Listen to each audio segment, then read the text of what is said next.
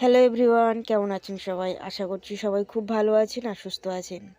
আজকে অনেক দিনের পরে আমাদের বাড়িতে আবারও নতুন রান্নাঘরে রান্নাটা শুরু হয়েছে। মাথার ওপর আর রোদটা আসছে না, রান্নাঘরে এখনও কমপ্লিট হয়নি, অনেকটা বাকি আছে। তো যাই হোক, মাথার ওপর তো আর রোদটা আসছে না।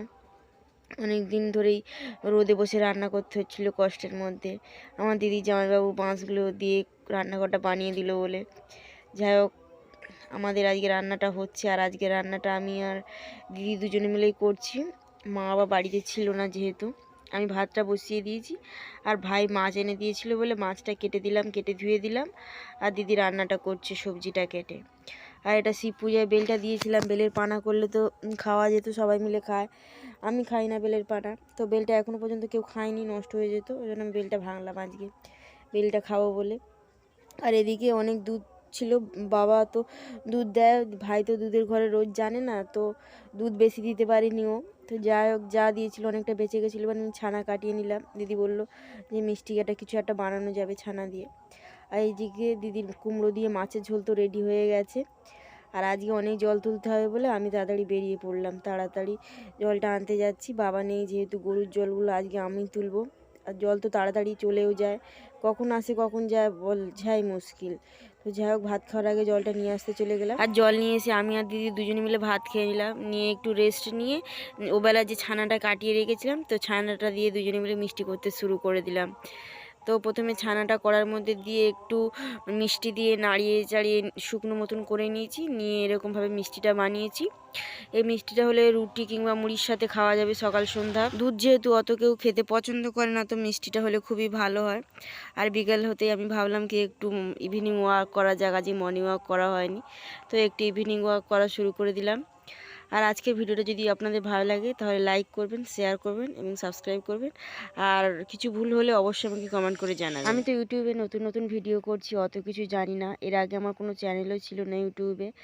আর এডিটিং থেকে আরম্ভ করে সমস্ত কিছু তো আমি ইউটিউবে চ্যানেল দেখেই করছি, আমাকে তো কেউ শিখিয়ে দেয়নি। তো যদি ভুলভাল কিছু হয়ে যায় অবশ্যই আমাকে কমেন্ট করে জানাবেন আপনারা, আমার অনেক সুবিধা হবে তাতে, আমি তো সেই ভুলগুলো শুধরে নিতে পারবো। তো যাই হোক, বিকালবেলা আমি একটু হাঁটাচলা করছিলাম, আর তখন মা বলল যে একটু মায়ের সাথে দোকানে যেতে, যেহেতু অন্ধকার হয়ে গেছে, সন্ধ্যা হয়ে গেছে, মায়ের একা যেতে ভয় করছিল, আর আমাদের রাস্তায় তো খুব একটা লাইট থাকে না। তো মা বলল, মায়ের সাথে চলে গেলাম দোকানে। আমাদের দোকানটা খুবই কাছে ছিল, খুব একটা দূরে নয়। মা একা যাচ্ছিলো বলে আমি চলে গেলাম। আর ডেলি দিন সন্ধ্যায় মানে দোকানে অনেক লোক থাকে, আজকে একদমই লোক নেই, খুব ভালো হয়েছে আজকে একদমই লোক নেই। লোক থাকলে তো দাঁড়াতে হয়, আমার তো পড়তে বসে তাহলে লেট হয়ে যেত। তো যাই হোক, আজকে আমার মা দোকানটা নিচ্ছে, আর আমার তো কোনো কাজ নেই, মায়ের সাথে এসেছি বলে। একা আসলে দোকান আমাকে নিতে হতো, তো একটা টেবিল ছিল দোকানে, বসে গেলাম। আর দোকানদার তো দোকান দিচ্ছে। মা গরুর নুন নিল, গরু খাবে বলে, আরও অনেক কিছু নিচ্ছে। আর আমি তো খুব একটা ভালো ভিডিও করতে পারছি না, নিজের মোবাইল দিয়ে ভিডিও করি, নিজেই যা ভিডিও করি, কেউ তো ভিডিও করে দেওয়ার মতো লোক নেই। আর আমার কাছে তো একটা স্ট্যান্ডও নেই যে স্ট্যান্ডে বসিয়ে ভিডিও করতে পারবো। আর এডিটিংও খুব একটা ভালো পারছি না। তো যাই হোক, তারপরেও যে ছোট ভাই বোনেরা কিংবা দাদা দিদিরা বন্ধুরা আমার ভিডিও দেখছেন, তাদেরকে আমার তরফ থেকে অনেক অনেক ভালোবাসা এবং শুভকামনা রইল। আশা করব আপনারাও জীবনে অনেক এগিয়ে যাবেন। তো যাই হোক, সন্ধ্যাবেলা দোকান থেকে ফিরে এসে আমি একটু চা বানিয়েছিলাম বাবা মায়ের জন্য, আর আমার জন্যও চা বানিয়েছিলাম, আর একটু মুড়ি মেখে বাবা মাকে দিয়েছিলাম, আর আমি একটু মুড়ি মাখা খাচ্ছি। চা দিয়ে তো মুড়ি মাখা খেতে আমার খুব ভালো লাগে। আজকে শশা ছিল না বাড়িতে, তো শশা হলে তো খুবই ভালো হতো। তো এরকমভাবে মুড়ি মাখা খেতে কার কার ভালো লাগে অবশ্যই কমেন্ট করে জানাবেন। আর কিছু ভুল হলে অবশ্যই আমাকে কমেন্ট করে বলবেন, আমার ভুলগুলো আমি শুধরে নেব।